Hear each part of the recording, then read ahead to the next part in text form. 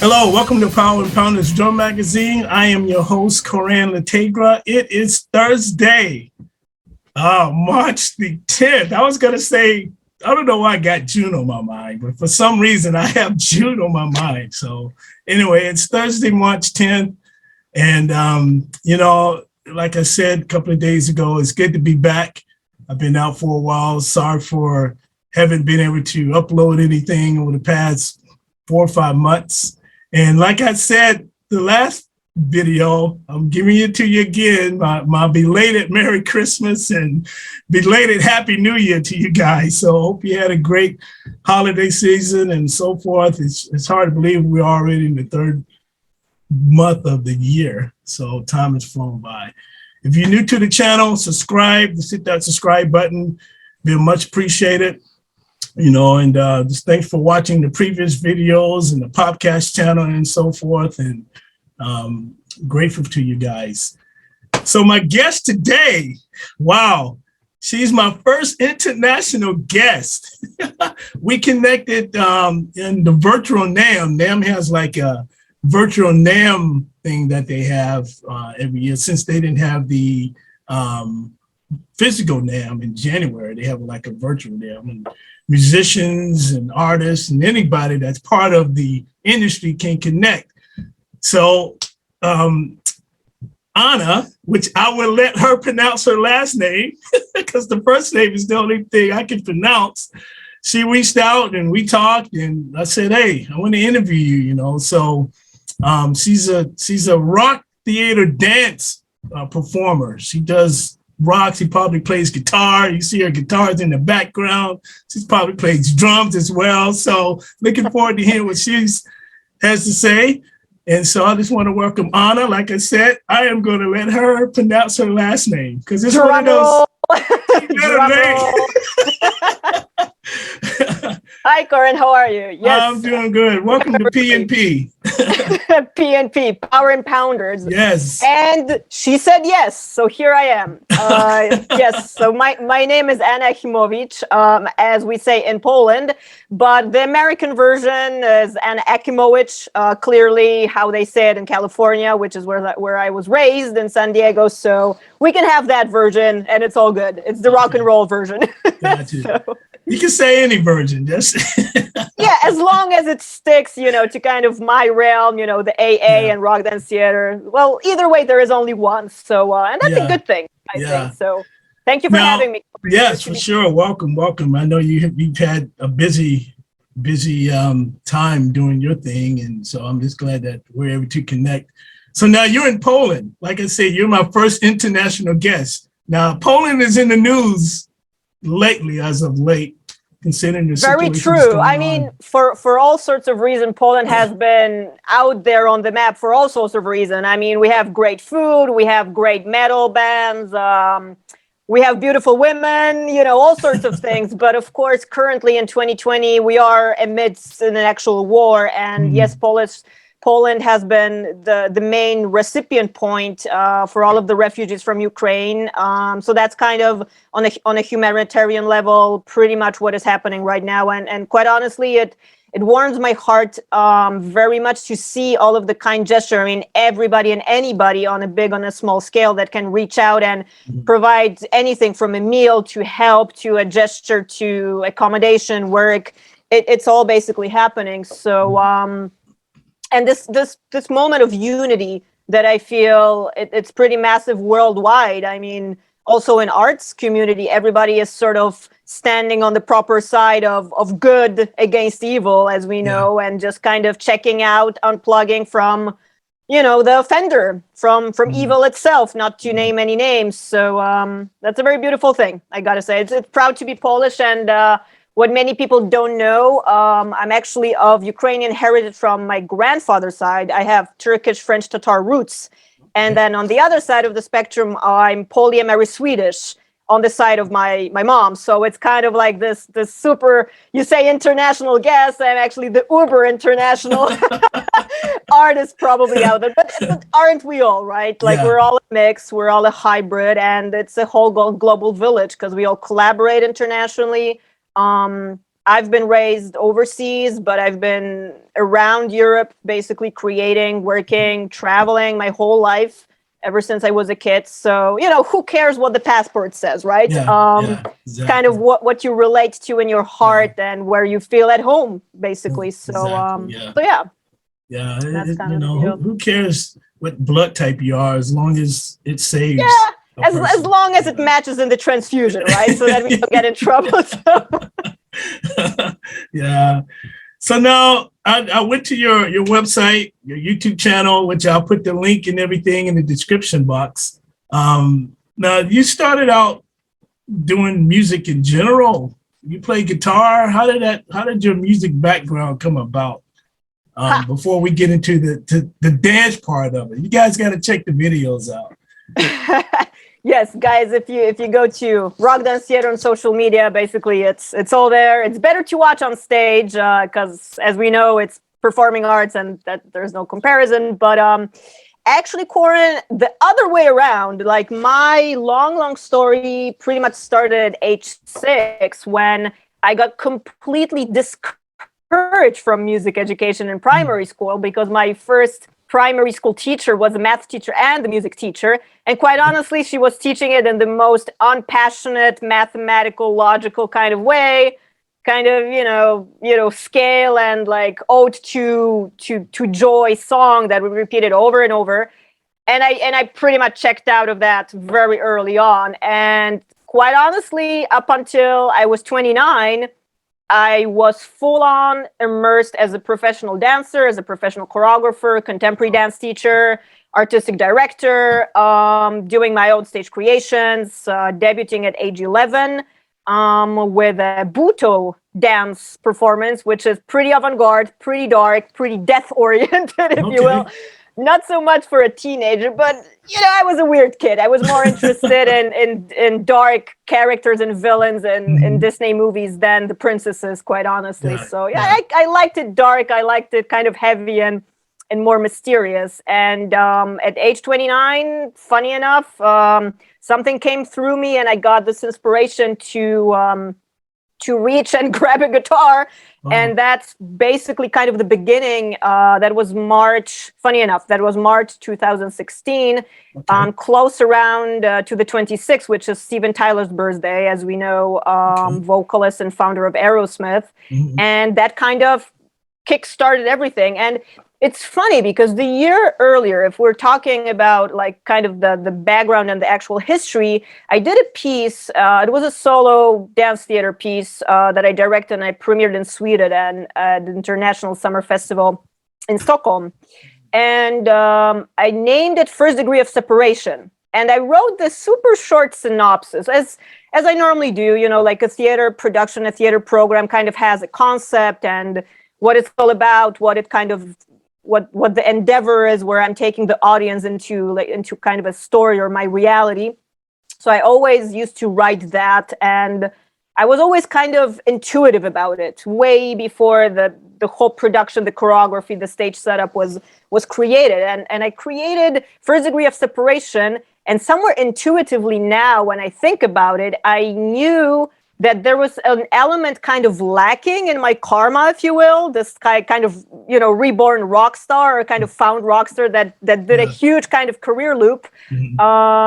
My medical career is another story, actually. That's a whole other story.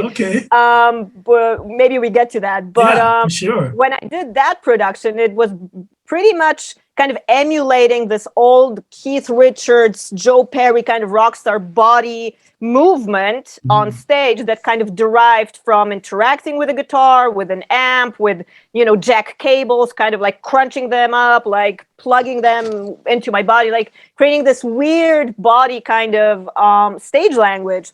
And then year after it kind of hit me, the dots kind of came together.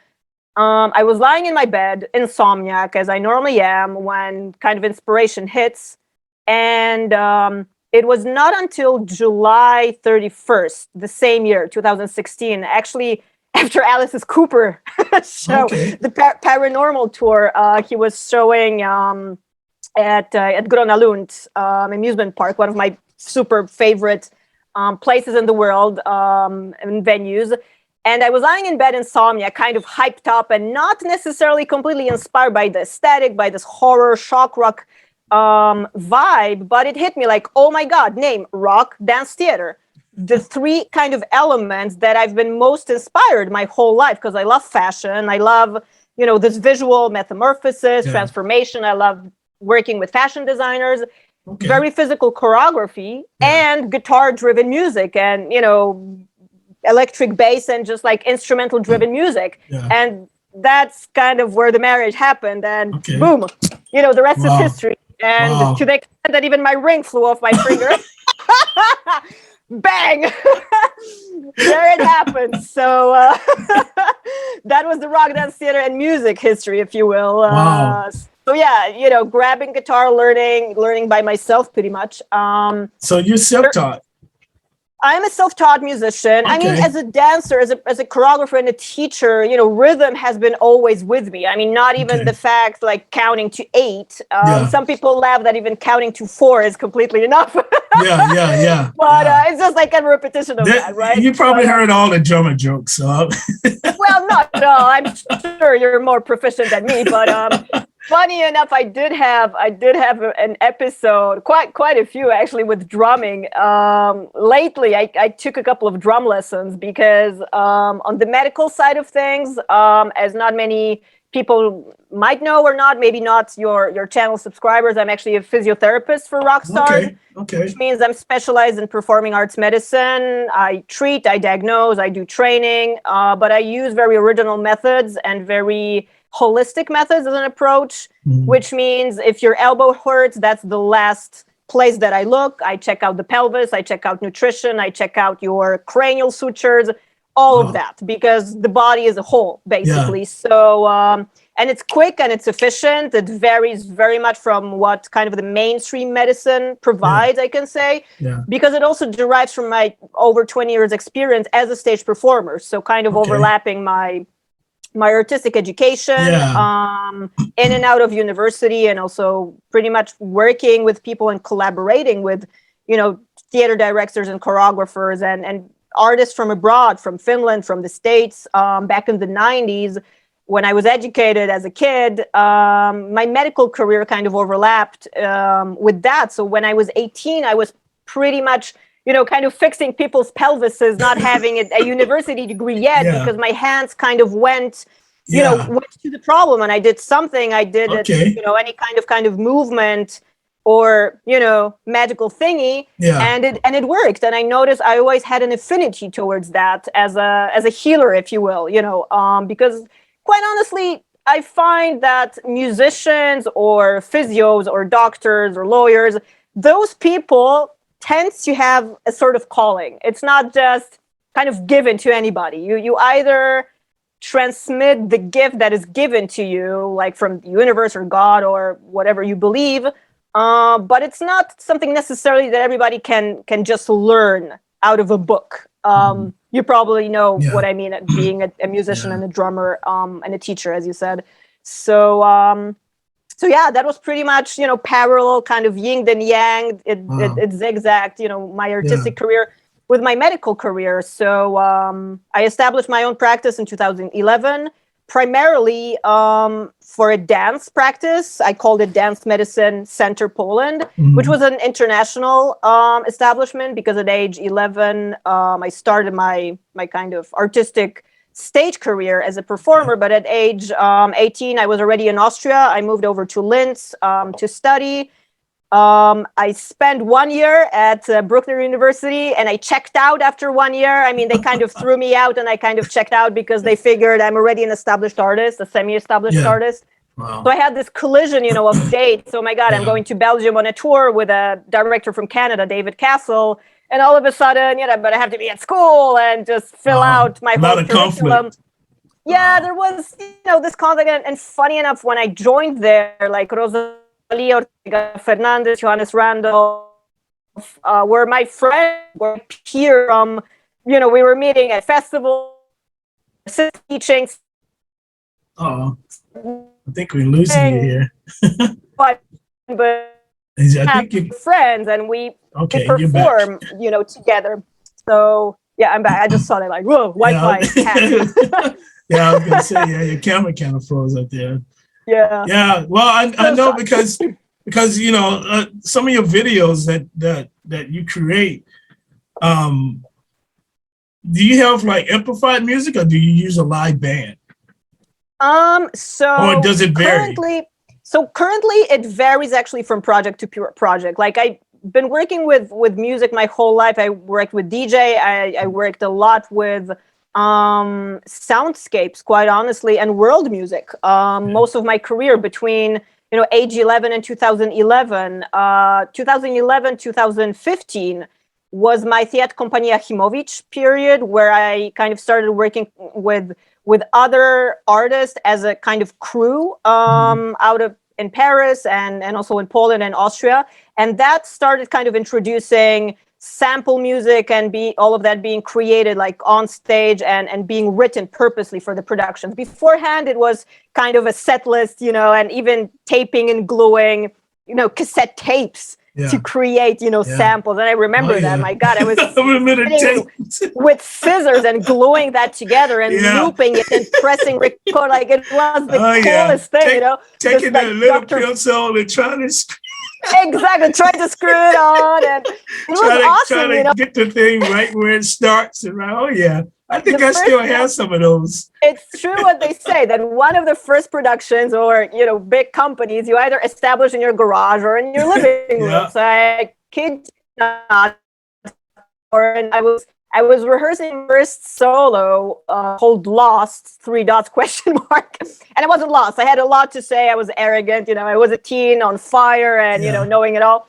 And I was cutting the tapes, in my living room, but I was also rehearsing with candles in my living room, trying not to burn down the house and just, play Lorena McKennitt and That Can Dance and just kind of figuring it all out together. So, but yes, currently, when I started Rock Dance Theater in 2016, I started working with a guitar player and violin player, Victor, which is like a former founding member, if you will, former because we kind of separated ways because of his huge drug addiction. And shout out to everybody that kind of wants to, have fun, create, do art, and do what we are privileged to do. Just kids don't do dumb shit and dumb stuff and drink and do drugs, and it's just kind of, to me, it's pointless. It's a waste of time, and I think it's way more fun to bang out on the drums or play bass or just kind of find your passion and time passer. Have some fun. Exactly. Have some fun and just kind of focus your focus. Now, when you do your dancing, do you get injured a lot? Because does your medical background help people to heal? Like you, because you're doing a lot of movement and you land on your ankle wrong, or you may have turned wrong. You've done the research. For example, man, I mean, my shoulders, like from playing rock and metal for almost 30 plus years, my shoulders like killing me. So I'm actually kind of. I know a girl. we can sort that out. Yeah, I mean, I'm kind of going back to my roots as far as, because I grew up listening to R&B, funk, Motown, the whole, style. So, and then I got into rock in the 80s. But after playing so much of that, especially up to this point, I don't know. I've been to therapy, rotator's cuff. I don't know. So I'm kind of like taking a break from the rock stuff for right now and just playing more R&B, something a little bit more down tempo. Yeah. I know my kid rock and metal is I can see that. I mean, hello, it's just like the setup that you have up there. I have to give it to you because as a drummer, I give all of you guys the most of respect in terms of the most coordination on earth. Not only for the nerve system, not only for the musculoskeletal system, but just overall, brain and everything else, and the kit. Because I'm known to have my body language and my stage language being very intricate. Because contemporary dance and physical dance theater For those that don't know, there are techniques like textiles in music, but there are techniques in dance, and you have classical dance, you have ballroom dance, you have modern dance, and you have all of the other entertainment things. Contemporary dance is something that kind of breaks all of the barriers down between that and derives from a very kind of natural martial arts kind of concept, which means using a lot of physics, using a lot of push and pull, then falling down and kind of landing on all fours, tucking, rolling, kind of pushing the body to the extreme, if you will. Yeah. And it's a mixed type of activity. So as you were saying, in my productions, let's say I do hang from a guitar neck somewhere upside down, and all of a sudden I do a flip, and then I land on my shoulder or on my feet. And if you ask me if I had injuries, I have to tell you that I've been super, super fortunate and lucky to be guided well, to have great teachers, and to also meet people that were body workers very, very early on. So the first, dance class teachers and performance mentoring teachers, body awareness trainers were giving me great advice. And I was kind of learning, of course, on my,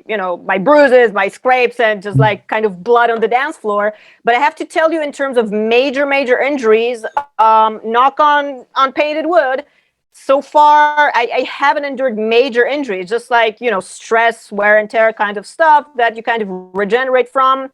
Subluxations here and there, but quite honestly, the main injury was I broke my ribs. And correction, I did not break them myself, because in Paris in 2012-13, that was the season, I was working with a very avant-garde choreographer, Thierry Verger, at the time, and we were doing this very, very physical, very underground kind of martial arts, full contact partnerings.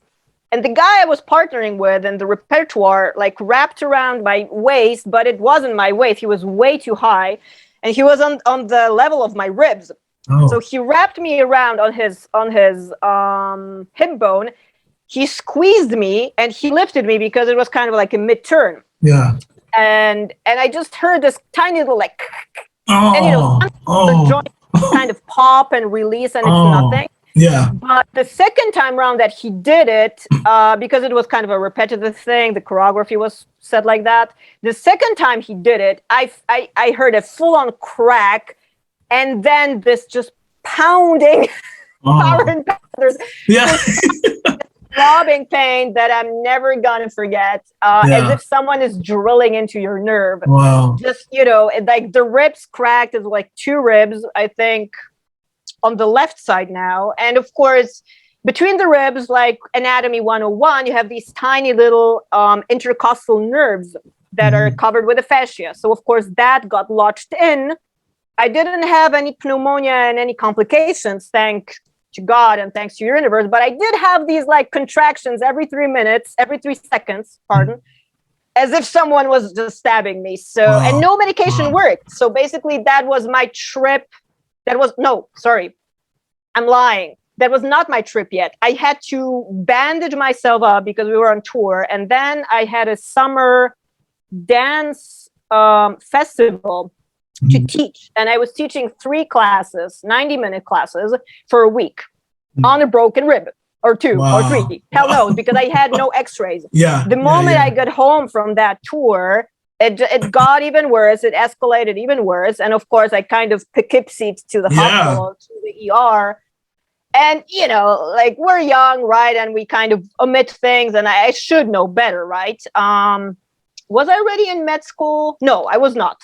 So maybe that's why. I wasn't in med school yet. And, it was a nightmare, basically, with broken rib. It's one of those pain in the injuries where you cannot do anything because it's a bone fracture. You just kind of wrap yourself up tightly. You can hardly breathe, and you just wait until the fracture closes up and grows back. Which takes time. It's 6 weeks up to 8 weeks. And then the fact that was a lot of fun. Well, and the fact that you had to move around and still dance and perform, it probably took longer. God almighty. You know what? Well, for sure it prolonged that 1 week, because as I say, we were doing a couple of shows in Paris and then teaching, which I'm not that type of teacher. When I teach, I don't kind of conduct and sit around and just say, okay, tug roll, split, parallel, then, exit and lights down. Yeah. I'm a full hands-on, physical kind of, I'm a performer and a stage animal first. Yeah. So when I work with the guys and we go with groups, be it exercise, be it warm up, I always do everything in practice and I talk. So, there's no reason on earth to kind of take me down and just like plug me into a wall and just have me in the corner to wait. No, it's usually been like that. So but as I say again, in terms of not only my learning and being skillful and being quite a knowledgeable kid, not to destroy your body early. Of course, wear and tear is unavoidable because it's extreme sports. I mean, anybody that goes into the entertainment business on stage wanting to be a professional, and I knew from age 6, basically, I was putting on shows on carpets in Las Vegas. Okay. I was just, show woman out there. And my parents knew, my mom knew, so she took me to classes to kind of direct and again, we talk, passion and we talk direction. If you find a direction early on, I think it helps a lot to kind of find not only your calling, but kind of what you're meant to do. And, if I don't get to kind of experience the physical kind of being, and just kind of explode and get the energy out in any kind of way, just playing bass, rehearsing, working out for myself, going on a power walk outdoors, in the sun, which actually kept me also in shape over the pandemic when there was not so much touring, not so much performing, all of that. Like, it's not only a natural sort of positive addiction, but it's a behavioral habit that my body needs it, not only to stay in shape, to stay healthy, to be able to land on my feet and hang upside down, and do all of those things that rock dance theater stands for, and all of my works. So answering your question with a very, very long answer. No, that's okay. That's why I like just people talk, Hey, I had good ears to listen. So, because I was going to say now, the pandemic, you mentioned the pandemic, how did that affect you when were you at in January of 2020, when everybody was like, woohoo, we out of, whatever, 2019 and, the NAMM show, and everybody's like, hey, what's up, so forth. And then a couple of concerts, people were going back on tour for, their fall, winter tour. And then everything kind of stopped. Everything changed. It feels so surreal right now, right? Because it's 2022 and March already to that. I know. How did it affect you with your preparation? Quite honestly, it was a pretty interesting time because before that, in December-ish, 2019, I was going through kind of an image change in rock dance theater, kind of a collaboration change.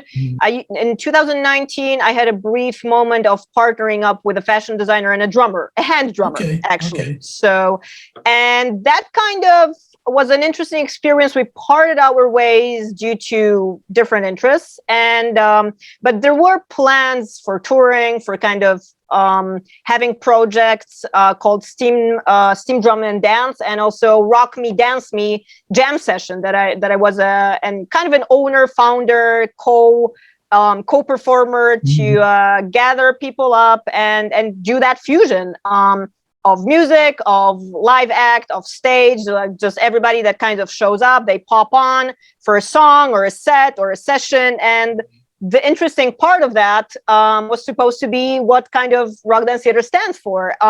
This hybrid infusion of physical action and also deriving from interacting with the instruments themselves and the body language and musicians, jumping on their backs, falling down, hanging somewhere on the drum riser, stuff like that. So, but in a smart way, it's not in the Sid from Slipknot kind of way where you jump off and you break both of your heels. Yeah. Well, it happens, right? It's an occupational hazard. But so before the pandemic hit, actually, I was kind of having a reroute already because I had to kind of replan things that were supposed to be like a duet tour, but they were not because we parted ways with my partner with the creations. So in January and February, I was actually on a workshop tour. I was teaching my contemporary dance performing mentorship program, and I was in Paris a couple of days. I was in Krakow, I was in Warsaw, and I kid you not, Corin, on the day where the borders closed, I think it was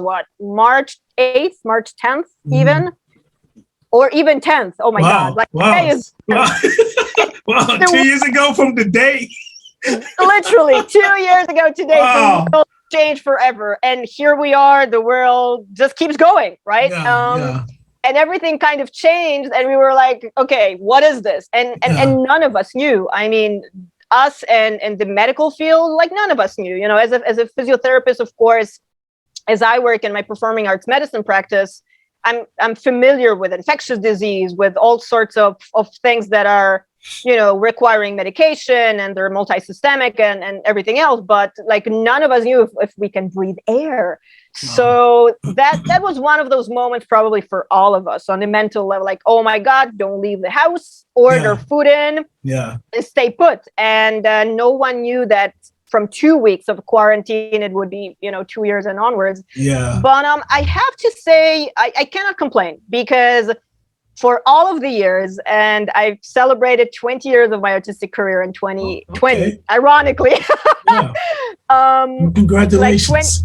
2020, thank you very much. 2020 was the busiest year in my whole entire life. I worked the hardest for the smallest amount of money. It was ridiculous.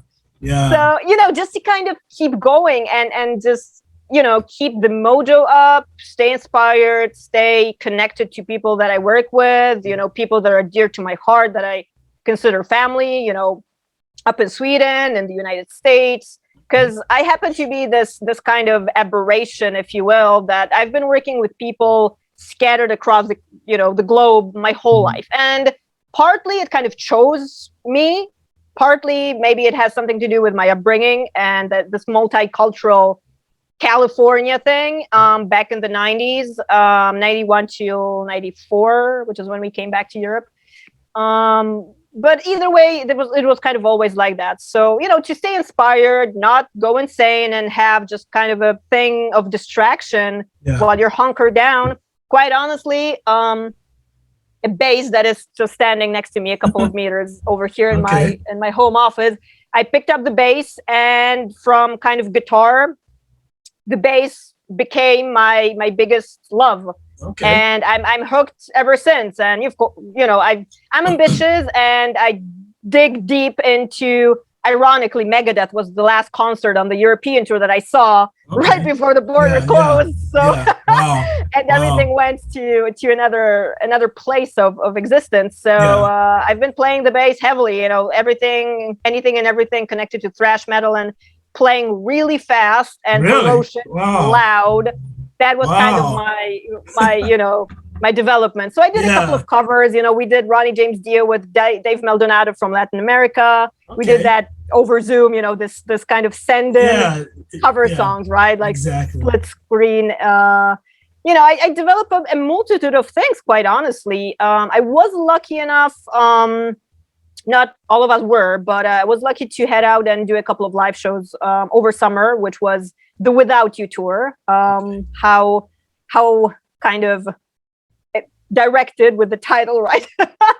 Not much audience and not much connection, but I have to say it was amazing. It was a crazy year, and then it kind of ended up on a positive note as well.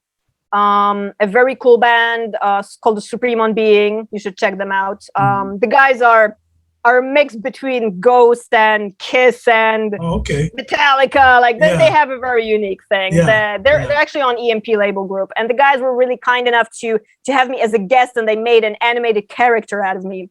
This rock dance theater chick in their music video, Animals, and it's up on YouTube. You can guys check it out. So you know, that was kind of a fun kind of closing year for 2020, and 2021, I don't even remember. It kind of just passed by, shot a couple of music videos. Was working quite a bit in my medical practice because I also do online consults. So anyone that, of course, cannot reach me around the globe, we were doing, med consultations on Zoom, which I, of course, do. And I offer them to musicians across the globe. So, but that, as we know, nothing that is not in person is not the same thing. Yeah, because, it's not the same. Yeah. That requires me, of course, to have my hands on and just do my work, right? But because I think everybody had to learn a new trade during the pandemic. Absolutely. Whether it was, a new way to record, because I've watched a lot of virtual recordings in that, especially that year.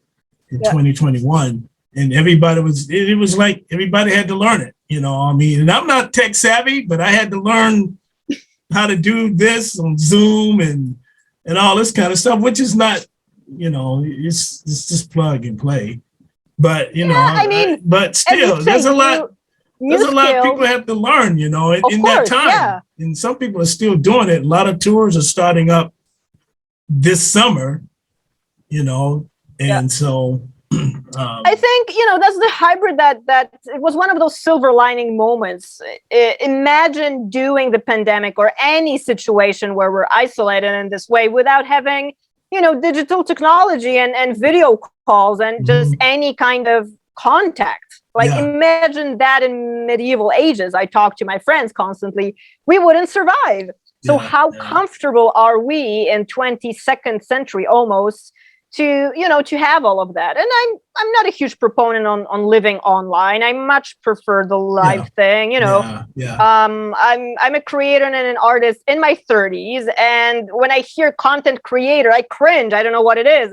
And please don't name my work content, because no, if it's a stage show, it's a stage show. If it's a lyric, it's a lyric. If it's a song that I wrote on the bass, it's a song. It's not content. It's a contemporary word that, of course, is out there. And that's like popular culture right now. And, maybe I kind of go against the current, but I know where I stand as myself and where kind of my spirit centers out.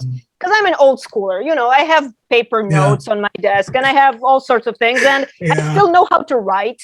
Quite a lot. I'm the same way.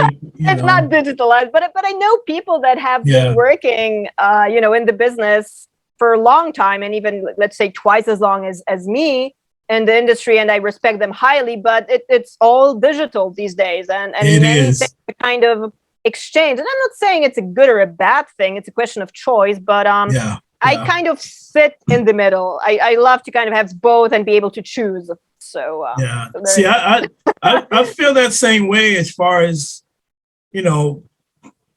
programming music. And like you say, there are those, especially the millennials today, are programming also stuff. A word I do not understand. Millennials, Gen Z, Gen X. You can laugh all you want. It's just meaningless to me. I know. show me the person's age, and I'll say, okay, here's 16-year-old Tom that shreds on the guitar like a crazy person. And that's the thing. It's like, I for me personally, let's get into a studio and let's play. Let's rehearse a song. That's just like the studio I'm in.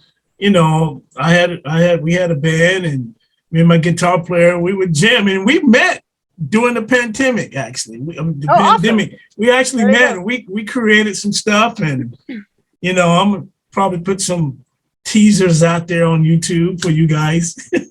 But I'm old school. Let's get in the studio. Let's, and I get it.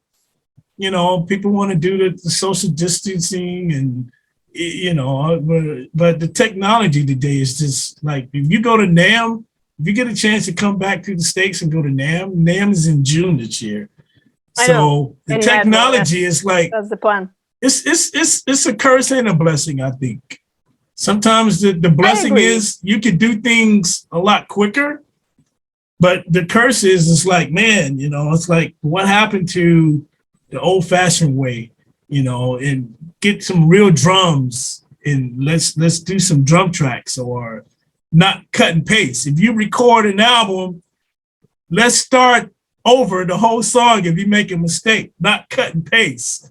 That's me. I'm all like, hey man, I messed up on this part. I want to do it over. Oh no, we could copy that. No. I want to redo my track again. I don't want to, cut and paste again. So I like I say, it's a blessing and a curse. I think what you mean is we lack the human factor, and nothing exchanges the human factor and the live interaction. I mean, I know for myself, whether I work with Rebel Crush, my metal project, which is a little bit more kind of heavy, dark, sophisticated, very much about the bass, more than kind of in Rock Dance Theater, more about the guitar, and, wide spectrum, kind of from Aerosmith through AC/DC, but also, Slash or what have you. So kind of like in the middle, right? But I do agree, like for me, nothing, and I tell nothing, beats an actual interaction in the studio, be it rehearsal, be it jam, be it meeting, over a coffee. I mean, even over this, like that's to me where the magic happens, because I know 20 years into my creativity, I remember the most beautiful and rare moments and like nothing literally comes to my mind in terms of titles, but like every single one now that I feel I can tell you happened in the room with people. I mean, of course, the last 2 years I've collaborated over a bunch of stuff that hasn't even came out yet. Hopefully it will sometime, and we will tease that as well, maybe through your channel too. But I personally need a person in the room and the real thing. Period. I mean, nothing else happens over it. It just kills the element of that energy exchange and the vibe, because that you cannot recreate, I think. And of course, I cannot speak as an engineer. I know nothing about mixing and mastering, doing it. I know good music. I hear good music. I work with great musicians and with good music all my life. So in terms of, quality, rhythm, vibe, what have you, I know what you mean when you say like kind of copy paste and hybrid that in, but I love to hear that, ring scrape across the string. Yeah. And that makes that song for me in that very moment, because I know, that's, Joe Perry, doing it, for example, or, like whoever, right? You name it in music history. So, but that's kind of my personal, AA stamp on that. And there's a multitude of ways to do it. And I think the new generation of kids learning right now, let's say, watching us, creators years in, let's say, but also coming up into their craft. When I teach workshops, for example, be it online like this or in person, that I much more prefer, I tell them, guys, it starts at the very beginning. You need to be savvy in the sense of walking in the room. That already is your performance. The way you walk in, the way your face is, the way your attitude is, even what you wear, you're a whole package. And if on top of that, you know how to record a selfie, kind of, hi, my name is Anna Achimowicz, Rock Dance Theater hybrid, your business kind of stamp within 30 seconds, because you would be required to have all of that, like all of the major companies, you name it. I just read that literally before we came on, that TikTok has their own music distribution right now. All of that, it literally outdates within a week. There's something else popping up. And if you kind of don't catch up, you do stay in the background a little bit. You do have a little bit more challenges in reaching audience and having your work promoted in that sense. And of course, as we know, the more likes and clicks, the better. But at the same time, I was taught in old school theater that one audience member is an audience member. 1 million, at Rock in Rio is, of course, like the ultimate deal, but and a goal. But let's be realistic. Like social media and like the virtual reality is not reality, like out there. So I tried to kind of ground that too. Well, no, that's the thing. It's like, I love doing what I'm doing with this, and it's like, I know channels that blow up. For me, I just enjoy it. I just love talking to different musicians and how they got their start and it's fun. I mean, it's hanging out, it's having a great time and sharing stories. And you know, if not this, for example, I wouldn't know that you actually, you know, have a background of living all over places and you know, living even in Russia. I'm gonna throw that out for a second. And you know, all of those like human stories that are awesome. And I'm always about the origin story. I personally love that. You know, you want to buy me a gift, buy me a rock biography of somebody, what have you. Just I love stories of how people got there and their challenges, their efforts, you know, the real kind of blood, sweat, and rock and roll as we know it, because it takes all of that. It might look easy and you know, let's say a physio session with me is 20 or 30 minutes because it took me 15 years to learn to be effective this way. Because time is money, especially for, you know, a performer that has only a limited amount of time to get back on stage or just do their work. And also same thing, you know, for a class or a show, it takes people like us a long road, you know, of falling down and having an adversary of all sorts, because that's kind of the path. It's not an easy path to be in the arts, but at the same time, it's the most rewarding. I mean, with anybody that I talk to, sorry, I thought it's the full moon, but not yet. That's actually next week. What's the weather over there? Is it funny cold? enough, today it was Arizona sunny, really? Okay. cloudless sky, but only 37 degrees. But over the weekend is going to be like 50. So I think we kind of crossed the benchmark of spring. And that's like a heat wave. Either way, you know, like weather is just weather. You either wear a leather jacket or not. It's just one of those things. And that's actually what I learned in Sweden, because they have the smartest thing. I love that thing about Sweden. Like fashion comes first, but also heat and comfort. So they have, you know, all of these tiny jackets that are very kind of slick and close to the body, but they're super warm and they're thermal regulated and thermal isolated, and none of them look cold. They're literally just like hanging out, and you know, it's minus 30 Celsius, which is I know all about very that little Fahrenheit. I found myself shopping in that weather when I lived in Russia, in St. Petersburg. So oh Lord, I cannot imagine. I know that's cold. That is cold. See, I love cold weather, so you know. Oh, do you? Oh, interesting. Oh yeah. So now. How do you go about getting your people? Do you have like a group that you tour with? That's the first question. And then the second question is what you do, is it worth it? Well, no. Is it competitive as far as, are there other artists following behind you? Or are you like the only one doing this right now, especially in Poland? Are there other people going, wow, I want to be like Anna. I want to do what she's doing. Is it a competitive field, or is it something that is just now branching out, or is it only in Europe? So that's like a 3-part question. I'm gonna start with your last question because that's kind of what I'm proud of. You know, quite honestly, shameless self plug. I do not have competition because what I do is unique, and it took me a really long time to kind of put all of the elements together to have that marriage and that original language of rock dance theater. And that comes across in music videos, let's say. That comes across in my stage language. So when I perform, I'm the creator, but I'm also the performer. And I rarely do commissioned work. Of course, I'm able to put on a full production if needed, and if the budget is proper for that. But I much more prefer to kind of do my own thing, because that's where I set the rules. That's where my inspiration and my calling can come out in the purest form, because I know that's it. And I love collaboration in that sense. So quite honestly, you know what you want.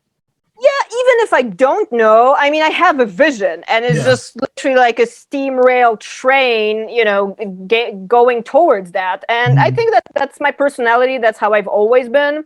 And I pride myself on that drive. And not many people, I think, have that, or they kind of give up, who cares? I mean, as long as you kind of take the steps, however small, but you do move forward. The worst thing is getting stuck in the process. And of course it happens, life happens. But in that sense, I have to say I'm a pioneer.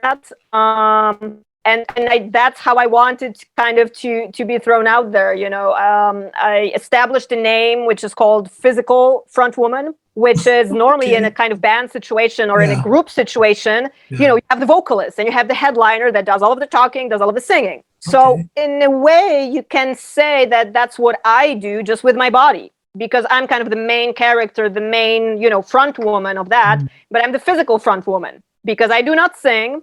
I do produce sounds, on a guitar, on a bass. Like I wouldn't say that I play a full song in certain sense of just, standing there and just rocking out. No, that's the whole kind of point, to have that choreography and have that action. And depending on the production, Without You tour or Rise of Phoenix right now, that is going to be actually premiering over summer. Hopefully we get dates piling up. We have 606, June 6th, the premiere at UFO Festival over here in Europe.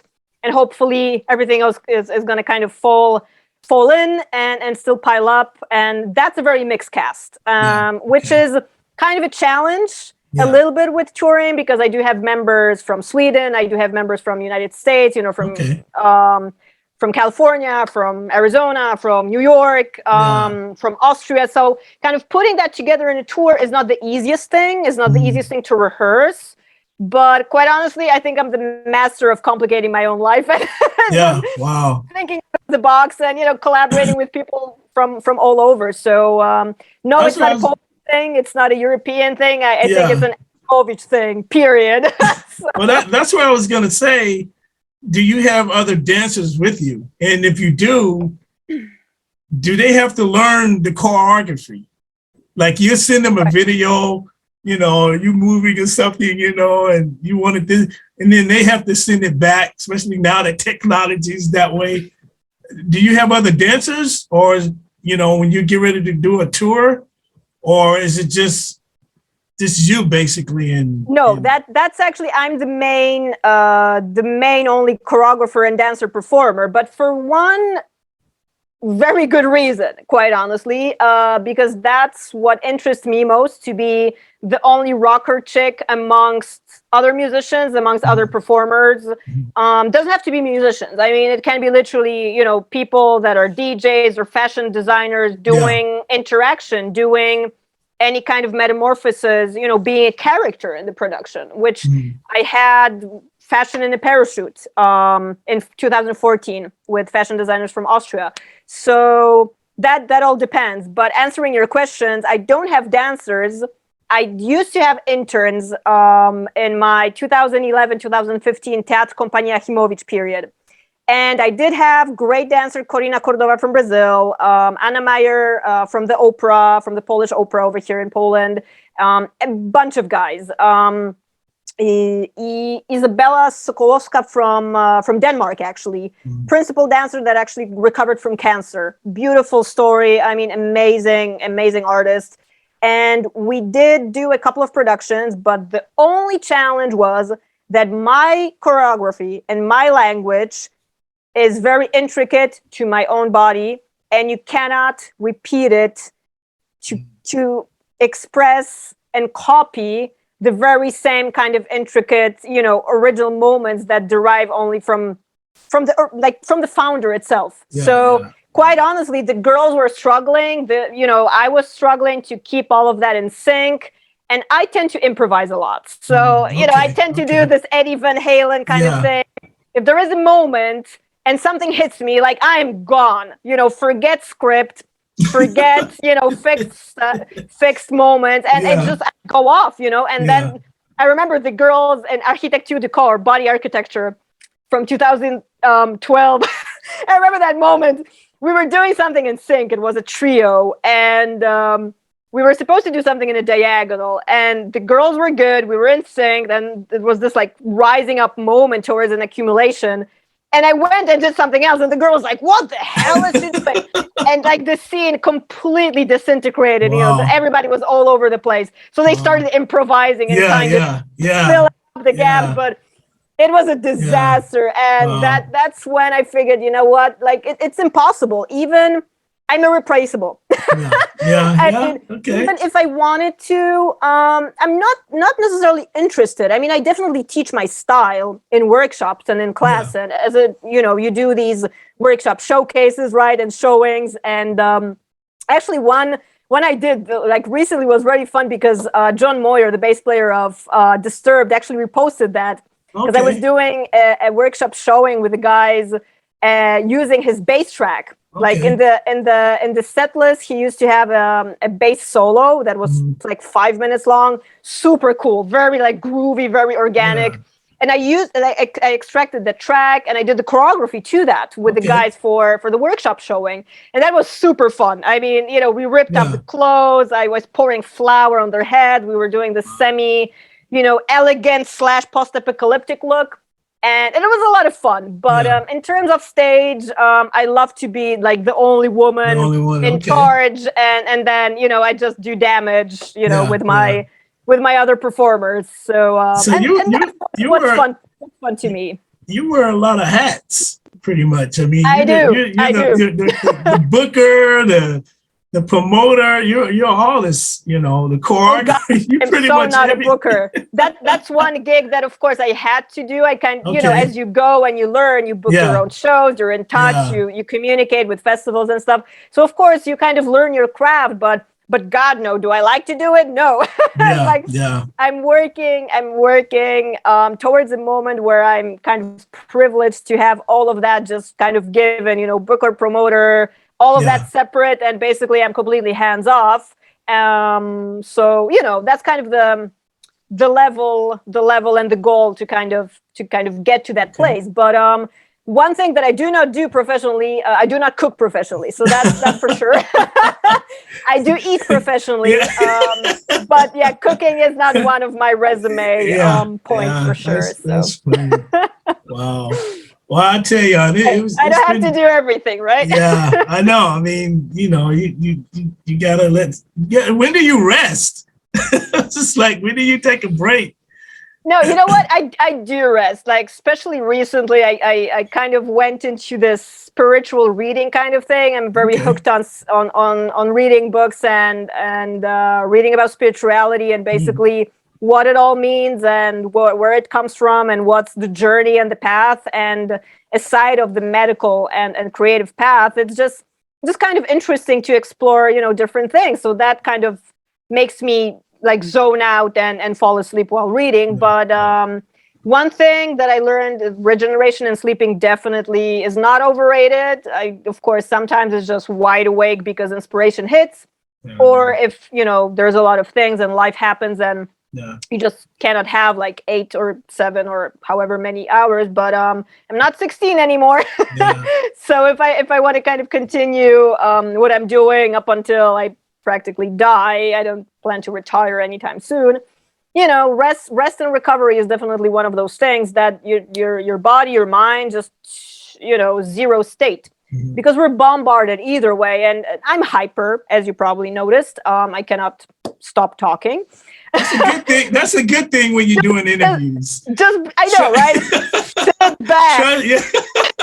It's like, go for it, man. That's a good thing when you're doing interviews. But it's just because that I'm passionate, you know. What I do, and even if I cannot rock out on stage, which of course I love most, you know, I sit and I write lyrics. For example. So, you know, it's constantly trying to kind of work on something, whether it reaches the public eye or not. It's just kind of being in the process, you know, as a journey and the process towards somewhere, right? Because you never know what turns into a stage show, what turns into a drum clinic or bass clinic, or, you know, you just never know, right? You just kind of those moments, the unknown. That's true. Well, I know you got a lot going on. I know that's, like we said earlier, you know, Poland right now, you guys are in the news a lot, and, you know, very true. So just, praying for you guys and everything going on over there, and Yes. so Basically, prayers and positive energy to everybody that, the bad ends and all of the good prevails. So yeah, for sure. Yeah. it will. So that's just a way to look at it, sticking to the positive side and just sending positive vibes and, Now, are you going to be doing any tours in the US this summer? You know what? I do not know yet. I am working constantly on a multitude of things. I have a very cool body management seminar clinic, which is actually practice theory, both for musicians. So that's kind of currently in the works to see where it's possible to book, where it's possible to do a one-off or maybe a full thing. Kind of depends on the need, depends on the interest. And of course, as we know, the world currently is a little bit like green, orange, red with all of that. Rebel Crush, the stage show, right now has a couple of Halloween dates so far in Europe. We're in Breslau, in Germany. We're in Poland, in Poznań, in a couple of clubs. So that's kind of the second, third quarter, fourth quarter of the year. But it's only March, right? So let's see. Would be fun to be back in the States. I'm not gonna lie, because a lot of my people are there. A lot of people that I consider family. My boyfriend is from Arizona, so it's a whole kind of deal where pretty much in multiple time zone, as you say. Like if you say I'm busy, it's kind of like I know checking the clock. Okay, now it's 11. Okay, now I was gonna say it's what time is it? It's what 11 o'clock there. Yeah, Central European time, it's 11 p.m. Okay, so, okay. It's midday, right? Like all of the guys are just like having lunches and just being lazy over, coffee. So it's an interesting ride. Because I didn't know your schedule and everything as far as the time. Today, quite honestly, I just have to attend a couple of phone calls, and that's pretty much it. Tomorrow, a couple of clients.